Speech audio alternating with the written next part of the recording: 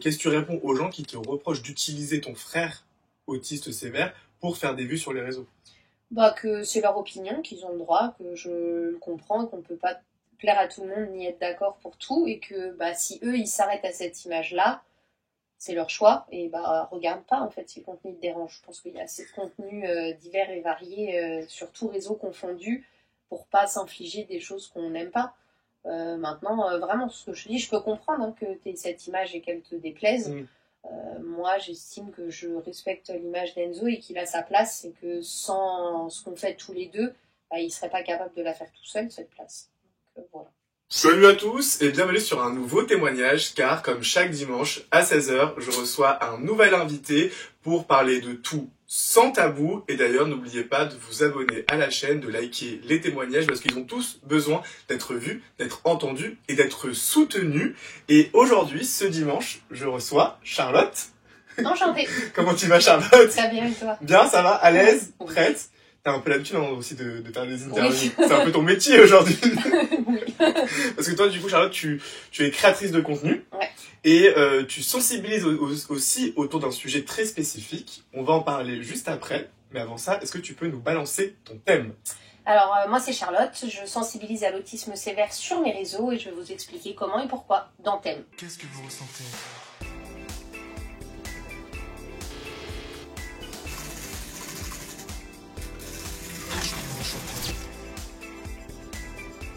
Qu'est-ce que vous ressentez ? Alors, Charlotte, avant de parler de ton activité, de ton petit frère aussi, j'aimerais qu'on parle un peu de toi. Voilà, si tu veux. Et j'aimerais savoir, toi, comment tu as grandi, dans quelle forme de famille, dans quelle région tu as grandi. Je suis née à Paris, on est 6, donc je suis l'aînée de mes parents. La première question qu'on me pose, c'est « Tes parents sont catholiques pratiquants ?» Non. La deuxième question, c'est « Ah non, la toute première, c'est « Vous êtes tous du même père ?» Oui. Voilà, systématiquement. Toute mon enfance, quand tu dis « J'ai 5 frères et sœurs », c'est la question des gens. Et t'as eu une enfance aimante, bienveillante? Ouais. Ouais, ça n'a pas toujours été facile avec ma maman au début. Elle voulait pas de fille, pas de bol. La première, c'est une fille. Mais sinon... Et est-ce que tu avais confiance en toi? Non. Ah, pourquoi ce non Ah, pas du tout. Pourquoi? Tu sais pourquoi? Ma maman, elle est super fine. Elle mange 2 fois plus que moi. C'est vraiment... des fois, je la regarde et la vie, elle est pas juste. Moi, je suis plantureuse, j'ai beaucoup de poitrine, elle en a pas du tout. J'ai été complexée très longtemps, comme je pense 90% des adolescentes sur leur physique. Parce que moi, j'ai vu que tu as dit que tu avais longtemps complexé sur ta poitrine, en effet. Ouais. Pourquoi? Parce que certaines femmes aimeraient beaucoup avoir une poitrine généreuse. Ma mère déteste les seins. Donc, j'ai pas grandi avec une image très sympa. Ils sont apparus du jour au lendemain, donc j'ai mis du temps à cohabiter avec. Et aujourd'hui, tu les acceptes? Ils me saoulent. Je vais pas dire que je les aime, mais je les déteste plus. Donc on a trouvé un consensus, tu vois, c'est neutre, donc ça me va bien. Mais c'est un truc avec le body positif que j'aime pas trop. C'est t'es pas obligé de t'aimer tout le temps, t'es pas obligé de te trouver magnifique ou génial tous les jours. Il y a des jours avec et des jours sans. Et tu peux apprendre à ne pas aimer tes complexes, mais à ce qui pourrisse plus la vie, genre ce que j'ai fait avec ma poitrine. Mais pourquoi tu complexais sur ta poitrine généreuse alors que tu vois, d'autres femmes vont complexer sur leur poitrine qui n'est pas assez généreuse. À quel moment ce complexe rentre dans ta tête?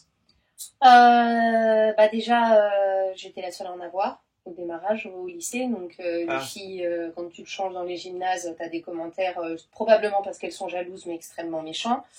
J'ai eu des vergetures sur toute la poitrine, donc pendant 2 ans, j'ai eu les seins violets. Il y a plus sympa pour apprendre à découvrir une poitrine.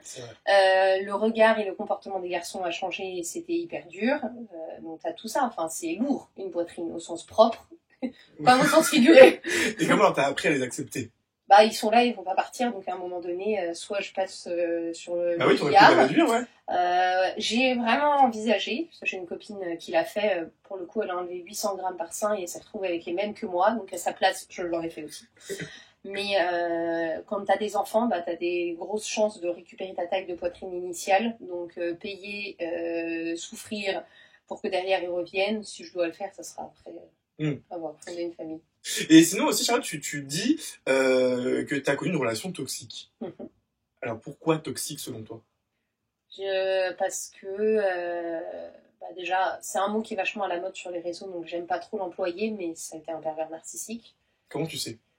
Il m'a isolée de mes proches, de ma famille, on a déménagé dans un autre pays, j'avais rien le droit de faire s'il n'était pas là, il faisait des crises pour un oui ou pour un non, tout était toujours ma faute, il a trafiqué ma contraception, enfin... Et ça dure combien de temps? 4 ans. 4 ans d'enfer en fait. Ouais. Et je vais te poser une question conne, mais que tout le monde se pose. Pourquoi t'es resté? Exactement. Même si En vrai, il y a plein de gens qui prennent cette question très mal. Moi, je la prends pas mal. Déjà, D'accord. quand il y a un point d'interrogation, je ne prends jamais quelque chose de mal. On Mais celle-ci, saurait je répondre. l'accepte parce qu'en vrai de vrai, je me la pose aussi. Et en fait, au début, tout est rose, tout est génial, c'est parfait. C'est comme ça que l'emprise s'installe. Exactement. Et puis, ça se détériore petit à petit. Évidemment, si c'était comporté comme il a fait les 2 dernières années dès le départ, je serais partie. Mais il t'installe dans un schéma où en fait les premières fois où il va péter un câble, t'as fait une petite connerie, genre je sais pas, t'as fait tomber un truc et ça prend des proportions énormes, mais tu te dis bon bah il s'est énervé, mais j'ai fait quelque chose de concret, tu te dis bon ça va passer, tu te dis bah là lui il avait un vrai problème de confiance, son ex lui avait fait beaucoup de mal, sortez les violons. Oui, ouais, tu justifies ces Du coup, actes. tu justifies ces actes en permanence. Les actes, au début, sont tout petits pour des choses qui existent. Donc, tu dis, bah, ça va passer, il nous faut du temps pour faire confiance, on est tous différents. Ils savent très bien choisir leur proie. Donc, ils vont choisir quelqu'un de trop sensible, qui a pas trop confiance, comme moi à l'époque. Enfin, j'avais 23 ans. Oui. Et en fait, donc, tout ça s'installe. Et en fait, à chaque fois, t'as 9 jours géniaux et t'as un jour en enfer. Tu te dis, bah, les calculs sont bons. Alors que non. Non, Kevin, les calculs sont pas bons. Et en fait, bah, à la fin, t'as 9 jours et demi en enfer pour une demi-journée qui se passe bien. Et en fait, ces temps-là où t'arrives au bord où tu te dis, bah, je vais partir, là, d'un coup, il redevient nickel. Et tu te dis, bah, j'ai déjà fait tellement d'efforts, j'ai déjà tellement investi personnellement, financièrement, tout, que, bah, en fait, tant que t'as pas tué l'espoir, tu restes. Et quelles ont été les conséquences sur toi de cette relation toxique? T'as fait une dépression après? Oui. Après, il y a la fausse couche et la relation. Plus aucune confiance, plus aucune économie, des dettes, c'est bien la seule chose qui m'a laissée. L'intégralité de ma vie rentrait dans un bagage cabine. Ah oui. Il a gardé la maison, la voiture, mes vêtements, tout. Ok. Donc, ouais, assez dévastateur les conséquences. Et t'en parles avec le sourire quand même aujourd'hui. C'est la vie. Oui, c'est vrai. C'est la vie est faite de choix. J'ai aussi fait mes choix en restant alors que j'aurais pu partir. Il y a quelque chose avec les victimes de relations abusives qui me plaît pas trop, c'est ce côté victime en permanence. Oui, on a été victime de quelque chose, mais on a aussi été libre de supporter ces choses-là et de ne pas partir. Donc, se mettre juste dans le rôle de la victime, je trouve que c'est pas bénéfique pour soi-même parce que c'est la meilleure manière de répéter les mêmes erreurs puisque c'était pas ma faute. Oui, c'est vrai, mais... Si c'est que ta faute à toi, bah c'est toi qui as fait tout de travers. Je vais pas me demander ce que moi j'ai fait de pas bien, parce qu'une relation, ça se fait à deux, qu'elle soit toxique ou pas, ça se fait pas tout seul. Et du coup, bah, je vais me mettre dans une nouvelle relation, puis j'ai pas appris des erreurs de la nôtre, puis je vais recommencer. Là, oui, ça je comprends, mais tu parles de liberté, mais est-ce qu'on est vraiment libre de partir, tu vois, finalement? Sur le moment, non. Mais on est plus tard, quand tu réfléchis et que tu es dans la phase de reconstruction, quelque part, en vrai de vrai, il m'a pas séquestré. Bon, ça, il l'a fait avec la suivante, mais c'est une autre histoire. Moi, j'y ai pas eu le droit. Quelque part, t'as très peu de choix, mais tu l'as un peu quand même. Tu choisis de rester aussi. Donc, tu n'es pas que victime, c'est ça que tu veux dire. Ouais. Et je trouve que c'est vachement important d'en parler. Bon, là, à chaque fois que j'en parle, je me prends des insultes de femmes qui ont subi des choses aussi. Mais... Et donc, cette relation a duré 4 ans. Ouais. Donc, jusqu'à tes 27, 28 ans. 27, je crois, oui. Et du coup, ça concordonne un petit peu... Je suis trop nulle en maths. 21, oui, c'est ça. C'est ça. Et t'as commencé donc les réseaux il y a 3 ans. Donc, juste après, en fait, cette relation toxique. Quelques mois après. C'est ça. Est-ce que te lancer sur les réseaux, c'était aussi une façon pour toi de guérir cette relation? Non, parce que j'en ai pas parlé du tout de suite. À la base, je me montrais pas. Donc, il n'y avait que de la cuisine. Je dirais les 6 premiers mois, je devais avoir 7-8 000 abonnés quand j'ai commencé à me montrer. Et petit à petit, oui, ça a été une forme de guérison, parce que quelque part, quand tu acceptes le fait que tu peux pas plaire à tout le monde sur les réseaux, Tu prends confiance en toi en fait parce que tu fais les choses pour toi, parce que ça me plaît et je sais qu'il y a forcément des gens à qui ça va pas plaire et je m'en fous. Et alors, à quel moment tu passes d'un compte cuisine à un compte de sensibilisation de l'autisme sévère? Et j'ai toujours cuisiné avec Enzo, sauf qu'il apparaissait pas et en fait, mais même les réseaux tout court, c'est une idée de ma mère. En fait, c'était sa manière de me faire bouger. On était en plein second confinement, donc pas possible de retourner dans la restauration. Je suis pas sûre que j'étais en état psychologique non plus. Et rien faire d'autre que m'occuper d'Enzo, c'est pas non plus très sain. Donc elle m'a dit, tu devrais te lancer sur les réseaux, ça marche vachement bien, tu cuisines tout le temps, fais un compte cuisine. Donc je démarre, de toute façon j'avais que ça à faire. Oui, t'allais pas dire non. Donc voilà, et ça m'a donné un objectif, un travail, des recettes à faire, à développer, essayer 20 fois avant de trouver le bon dosage, faire les photos, les retoucher, ça m'a vraiment occupée. Et t'as appris tout ça aussi sur le tas alors? Ouais. Et donc je cuisine avec Enzo sans le montrer, et un jour elle me regarde, elle me dit les autistes comme ton frère, en fait on les voit jamais, ils ont de place nulle part. Tu devrais cuisiner avec lui, enfin montrer ce que tu fais en vrai en fait. Et j'ai dit bah ouais ok go. Et petit à petit je me suis sentie enfermée dans la cuisine. Faire que de la cuisine c'est assez restricteur, enfin réducteur. Des fois j'invente des mots. Mes abonnés ont l'habitude. Ça s'appelle une charlottisme. Mais tiens vous le découvrez. Voilà, c'est ça. Et du coup j'ai généralisé le contenu à plein d'autres choses. Et donc, en mettant justement en avant ton frère et son autisme sévère. Voilà, ce qu'on fait, pourquoi on le fait, comment, les méthodes qu'on a mis en place. Et toi, t'as accepté l'idée de ta mère parce que t'avais aussi remarqué qu'on parlait pas assez de ce sujet-là aujourd'hui? En vrai, comme moi, j'avais pas ça faisait 3 mois que j'avais les réseaux, j'avais pas trop conscience de ce qu'on pouvait voir, mais de ce que j'ai pu voir ces 3 dernières années, t'as pas mal de comptes avec le handicap, mais c'est toujours les parents. J'ai pas vu d'autres frères et sœurs. C'est vrai. Et tu les vois souvent quand ils sont petits, et à l'âge adulte, ils disparaissent. Donc tu as voulu insuffler une nouvelle façon. Ça, je m'en suis rendu compte après. Mais moi, je voulais juste faire mon truc. Et puis, au fur et à mesure, je me suis rendu compte qu'en fait, j'étais dans une vraie niche. J'en avais pas trop conscience. T'es dans une vraie niche, c'est vrai. Parce qu'en fait, on voit pas de frères et sœurs, déjà même aussi ensemble sur un compte commun, et encore moins une grande sœur avec son petit frère qui est autiste sévère. Et d'ailleurs, est-ce que tu peux, avant tout aussi, nous définir ce que c'est l'autisme sévère? J'aime pas trop les généralités sur l'autisme. Le terme médical, ça va être trouble du spectre autistique, parce que tu peux voir ça comme un arc-en-ciel, et t'as un panel de formes d'autisme qui est énorme. Enzo, il a ce qu'on appelle l'autisme de Kanner, donc c'est une forme infantile, donc il a un âge mental de 2 ans et 8 mois, il est globalement bloqué à cet âge-là, donc ça impacte tout ça. Les gens ont beaucoup de mal à comprendre la différence entre son âge mental et son autonomie, qui est le résultat de 22 ans de travail. Donc si un enfant de 2 ans et 8 mois reste à cet âge-là pendant 22 ans, il développe fatalement plus d'autonomie que ce que tu vois chez un autre enfant de 2 ans et demi. Oui, carrément. Et du coup, c'est sa manière dont son cerveau réfléchit, ou plutôt ne réfléchit pas vraiment, sa manière d'appréhender le monde ou de ne pas en avoir conscience. Alors comment il réfléchit, Enzo? Je suis pas sûre que, tu vois, tout ce qui est question métaphysique, il est dans l'instant présent, en fait. Il est, EST, c'est quelque chose, des fois, que j'admire chez lui et que j'envie un peu. Mais lui, sa préoccupation, c'est de savoir s'il va avoir des frites à midi, quoi. Demain n'existe pas, la semaine prochaine non plus, il n'a pas de notion du temps, de son âge.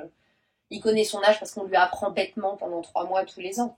Il sait que je suis sa sœur parce qu'on lui a appris bêtement et que du coup, je sais pas, c'est comme si je te dis, ça c'est une cafetière, tu vas pas chercher pourquoi ça s'appelle une cafetière, t'as appris bêtement c'est une cafetière. La vie entière d'Enzo, c'est ça. Et il sait parler, il sait écrire, Il est analphabète, il sait ni lire ni écrire, il sait parler, oui. Maintenant, tu vas pas avoir une conversation avec lui. J'ai fait une interview avec Merci Andy qui est très très drôle, où en fait, j'ai vu. Tu lui demandes comment s'appelle maman, il répond papa, parce que pour lui, le mot maman est associé à papa. Il va faire des associations et il faut vraiment prendre le temps qu'il comprenne ta question. Et donc toi, comment t'as appris à communiquer avec lui? Moi, j'ai connu un Enzo qui communiquait pas et qui étalait ses excréments sur les murs en se tapant la tête pendant 8 ans. Donc, j'ai appris à communiquer en même temps que lui, il a appris à parler. Parce qu'il y a des techniques, non, justement, pour parler aussi. Le PEX, on a commencé avec le PEX. Donc, c'est une méthode de communication alternative par échange d'images. C'est ça, ouais. Et Enzo, il a des cordes vocales très très efficaces, vu comment il vociférait à longueur de journée. Donc, maman est partie du principe qu'il pouvait s'en servir pour autre chose que hurler. Donc, elle a décrété qu'on n'allait pas passer notre vie entière à parler avec des images. Parce que c'est hyper enfermant pour le reste de la famille aussi. Oui, je comprends. Non, c'est vrai. Donc petit à petit, on est sorti du PEX pour de la verbalisation. Amen, merci. Je dénigre pas le PEX. Vraiment, c'était salvateur dans la prise en charge d'Enzo. Mais ce que beaucoup de professionnels pensent pas à mettre en place, c'est que le PEX, c'est un super outil, mais c'est une putain de béquille. Et le but, c'est de marcher sans béquille. Ça, c'est vrai. Et est-ce que toi ou la famille, vous avez déjà pensé à placer Enzo en IME, par exemple? Alors, un IME, tu places pas en IME, c'est l'alternative à l'école. C'est jusqu'à tes 18 ans. Enzo a été en IME, c'est un accueil de jour, donc ça s'appelle pas placer. C'est vrai. Il y allait de 9h à 17h. C'est ma mère qui a dû le fonder parce qu'il n'y a pas de place et il y en a très peu, surtout il y a 15 ans. Et donc il y a été, et puis maintenant il est adulte, donc c'est les structures pour adultes. Et là, tu es sur un taux d'encadrement de une personne en théorie saine d'esprit tout seul avec 8 à 13 Enzo. Donc tu peux pas évoluer. Du coup, ça c'est une faille du système alors. Ah oui, c'est plutôt un trou abyssal qu'une faille. Et donc vous refusez de le mettre dans ce genre de structure? Il y a deux réponses à ta question. Petit 1, si on voulait le mettre en structure, il y a des années de liste d'attente. Et vu la sévérité de son cas, il serait probablement envoyé en Belgique après des années d'attente. C'est donc loin de vous en plus. Voilà. Ou en hôpital psy, si là vraiment maintenant tout de suite on craque et on n'en peut plus, mais c'est pas sa place. Mais comme il n'y a pas de place, ils les casent où ils peuvent. Et donc ça c'est la première vraie, c'est la raison officielle pour les autres, mais la vraie raison c'est qu'on ne peut pas le placer et qu'on ne le placera pas. Mais il fait partie de la famille et sa place elle est avec nous, pas parquée avec d'autres handicapés et pas un taux d'encadrement suffisant pour lui permettre d'évoluer et d'être heureux. Oui, parce qu'il est plus heureux avec vous que loin de vous forcément. Parce que sur ton compte aussi, tu montres parfois des épisodes de vie avec Enzo qui sont un peu plus compliqués. Est-ce que toi, c'est pas difficile pour toi aussi de vivre au quotidien avec Enzo? Je me pose pas ce genre de questions. La vie avec Enzo est difficile. Enzo est difficile, même s'il y en a beaucoup qui le trouvent trop mignon. C'est un truc que j'essaye de mettre en place, c'est de pas donner l'impression que c'est tout beau, tout rose. J'ai pas envie qu'en regardant mes réseaux, t'aies envie de « Oh, c'est génial, j'aimerais trop avoir un enfant comme Enzo ». Personne n'a envie de ça. Maintenant, il est là, il n'a rien demandé à personne, on n'a rien demandé à personne, on s'acclimate. Oui, c'est si cartésien. Je pense que c'est la meilleure manière de survivre. Mais tu aurais eu le droit de craquer aussi parfois, ou de te dire, bon, c'est compliqué, ou de te dire peut-être aussi inconsciemment, j'aurais aimé avoir un frère qui n'est pas autiste sévère. C'est des trucs où la baguette magique n'existe pas. Je ne peux pas faire disparaître son autisme, je ne peux pas faire disparaître Enzo. Du coup, avoir ce genre de raisonnement, c'est souffrir inutilement en fait. Du coup, je les ai pas. Donc tu sais contrôler ce que tu ressens, ce que tu penses par rapport à Oui, et puis quand il me saoule, je lui dis, à maman, là j'en ai ras-le-bol, c'est ton tour. En fait, on verbalise nos émotions à l'instant T, donc on n'arrive jamais à la goutte de trop qui va déborder en fait. On se relaie, nos émotions comptent aussi. Enzo, il a aussi le droit d'avoir conscience et de comprendre que là maintenant, en fait, t'abuses trop. Donc des fois, je regarde, je dis tu me saoules ou tu me fatigues, et puis derrière, quand c'est moi qui l'embête, il me le ressort. Ça fait bonne guerre. Mais c'est pas parce qu'il est handicapé que nous, on doit être tout le temps tout sourire, tout content, qu'on n'a pas le droit d'exprimer nos émotions. Donc voilà. Du coup, en fait, je pense que le fait d'en parler petit à petit, y compris les jumeaux, tu vois, nos derniers frères et sœurs, ils ont 15 ans, ça fait qu'on n'en a jamais marre. C'est vrai. Et comment Enzo vit, lui, le fait d'être exposé sur les réseaux? Il n'en a pas conscience. Pas du tout. Et toi, ça ne te pose pas de problème? Tu ne le saches pas? Non, parce que c'est comme, en gros, l'exemple, il va être là. C'est comme des parents qui choisissent d'exposer leur enfant de 2 ans. L'enfant de 2 ans, il n'en a pas conscience. Oui. Par contre, l'enfant de 2 ans, un jour, il va être adulte. Et il peut ne pas apprécier ce qui s'est passé.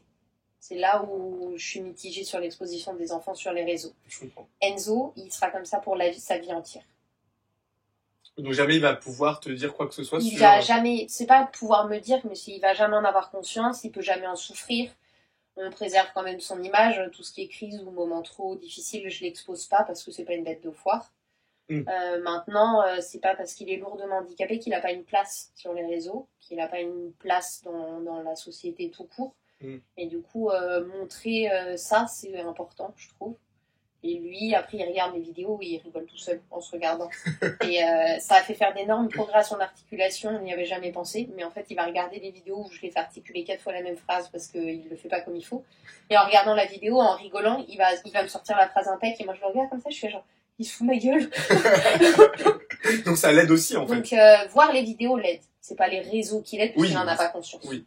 Et là, t'as dit bête de foire, et en fait, c'est un mot qui fait écho, moi, à un truc que j'ai lu, sous tes posts, je crois, TikTok, ou Instagram, je sais plus, un de tes posts, où justement, il y avait un commentaire qui disait globalement, est-ce que tu mettrais pas en scène ton frère, justement, pour avoir des vues, et donc faire, entre guillemets, une bête de foire, parce que forcément, on va s'arrêter sur une personne comme Enzo qui est différente, tu vois. Je comprends la question. Maintenant, le mot mettre en scène Enzo, il est pas bon, parce que si on pouvait le mettre en scène, notre vie, elle serait plus facile. Tu peux pas mettre en scène Enzo. Tout ce que je filme, c'est l'instant T. Le meilleur truc que tu puisses faire, c'est il t'a sorti une phrase à mourir de rire. Évidemment, t'étais pas en train de filmer.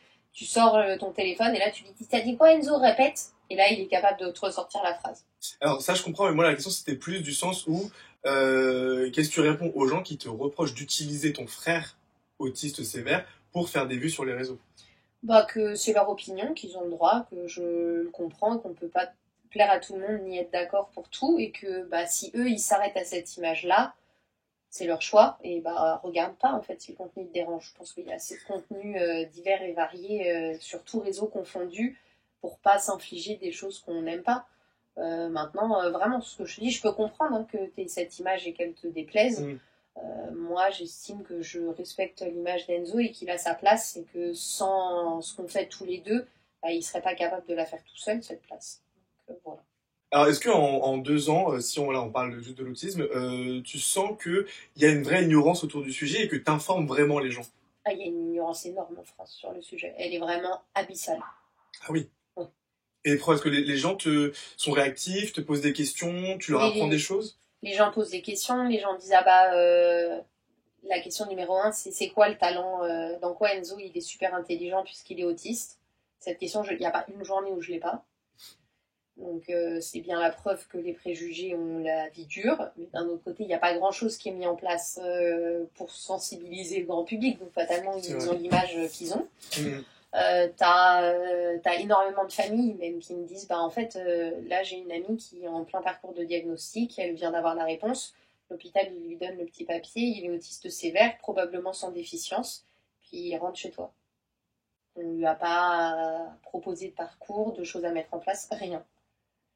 Donc même auprès des familles qui sont touchées, tu aides. Ce que je fais, c'est un travail de sensibilisation. Comment vous gérez Et bah 2 fois par an, je le prends 1 mois et demi chez ma belle-mère, en vrai.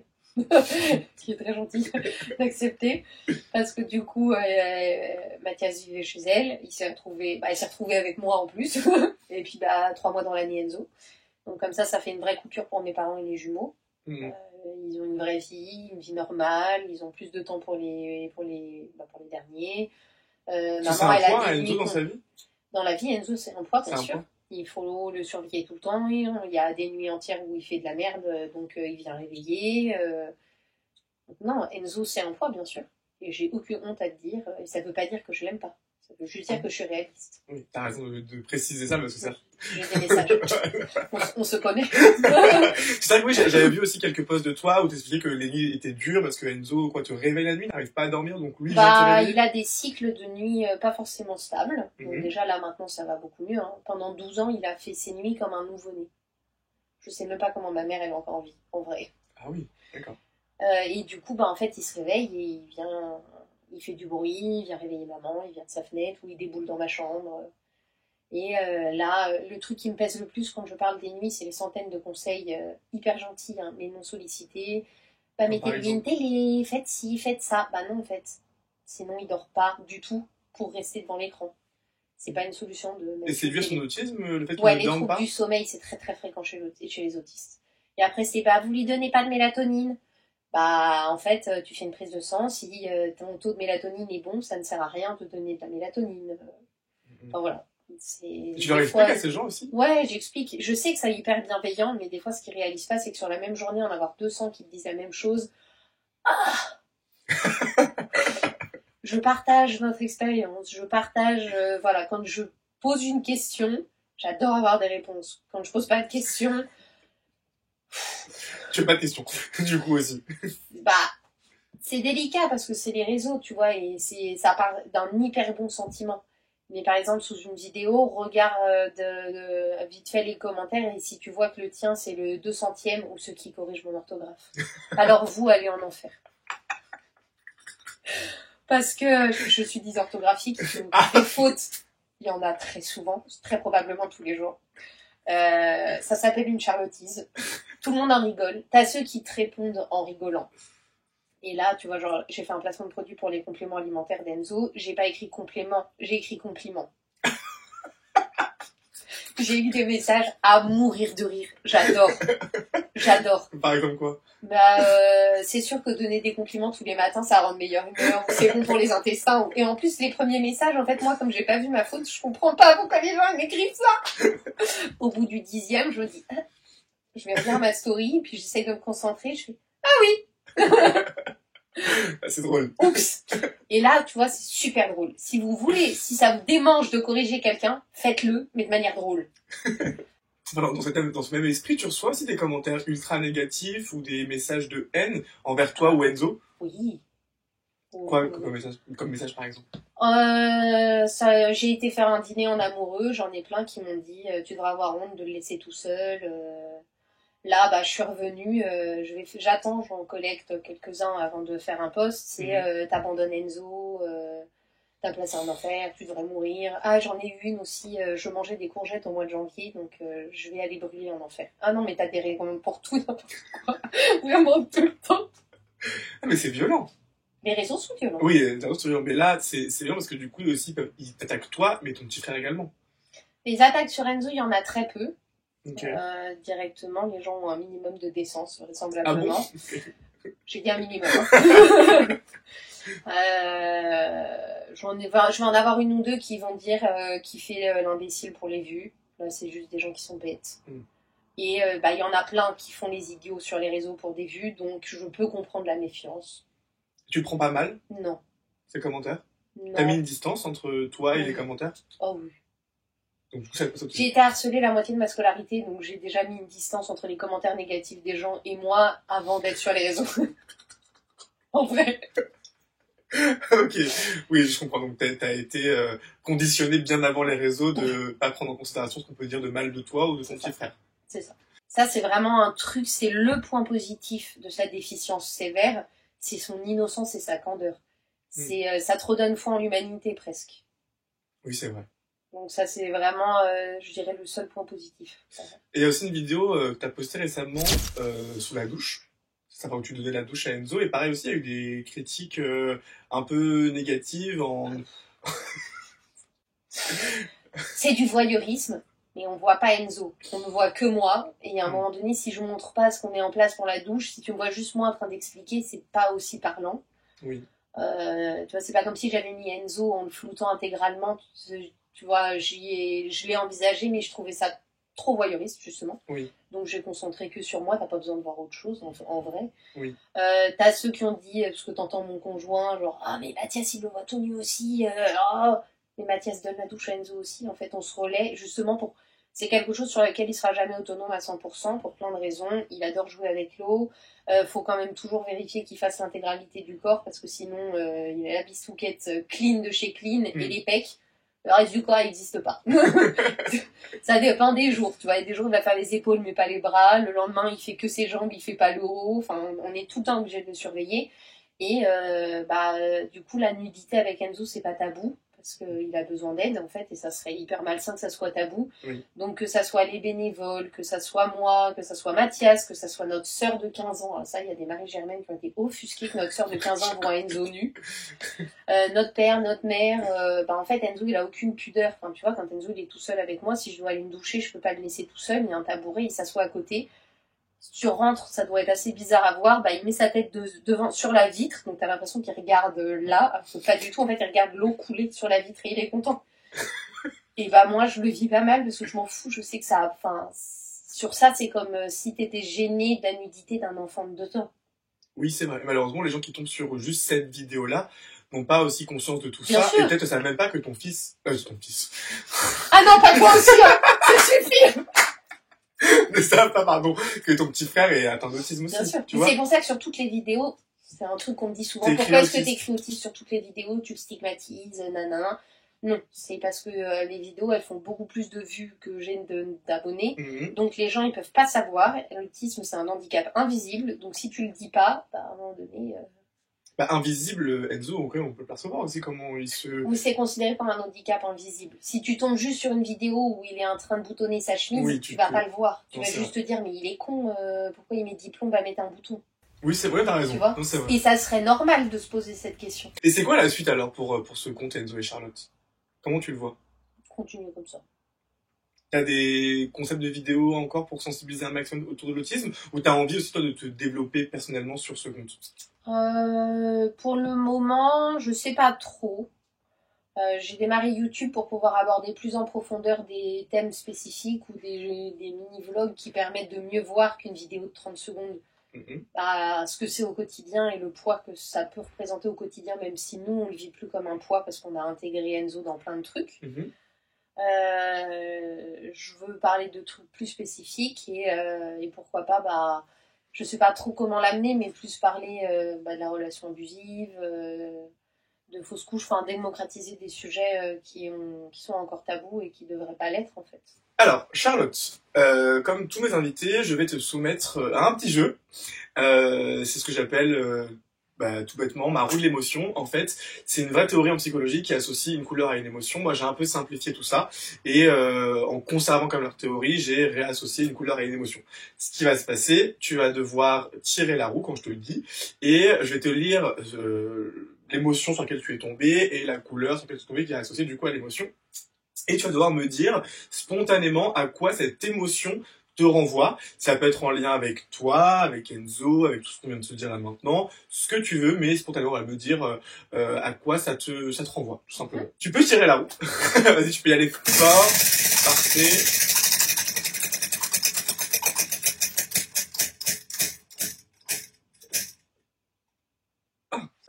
Du coup, Charlotte, tu es tombée sur la couleur jaune qui est associée à l'émotion de la sérénité. Alors, alors vraiment, je ne sais pas ce que tu peux répondre parce que c'est quand même une émotion un peu particulière.